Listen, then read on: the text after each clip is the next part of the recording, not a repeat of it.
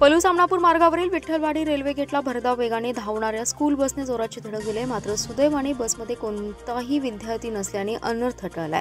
सकाळी 7:15 ते 7:30च्या दरम्यान कोल्हापूर पुणे डेमो रेल्वे गाडी किर्लोस्करवाडी येथून सुटल्याने विठ्ठलवाडी रेल्वे गेट बंद करण्यात येत होतं। त्याचवेळी आमनापूर विठ्ठलवाडीकडून येणारी एक भरधाव स्कूल बस गेटजवळ आली। मात्र तेथील स्पीड ब्रेकर जवळ आल्याने ती बस कंट्रोल झाली नाही। ब्रेक न लागल्याने सदर स्कूल बसने रेल्वे गेटला जोराची धडक दिली आणि हे दृश्य पाहणाऱ्यांच्या काळजाचा ठोका चुकला। यामुळे गेटचा सायरन वाजत राहिला।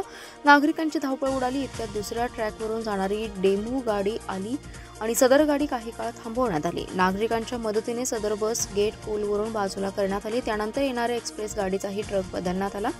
या बसमध्ये कोणीही विद्यार्थी नसल्याने सुदैवाने मोठी दुर्घटना टळली आहे। बस बराच वेळ एका ट्रॅकवर राहिली, त्यामुळे पलूस आमनापूर मार्गावरील वाहतूक तब्बल 1 तास पूर्णपणे ठप्प होती। रेल्वे पोलिसांकडून तात्काळ घटनास्थळावर धाव घेत पंचनामा करण्याचं काम उशिरापर्यंत सुरू होतं। या घटनेमुळे सर्व ग्रामस्थ घटनास्थळावर धावल्याने या ठिकाणी मोठी गर्दी जमली।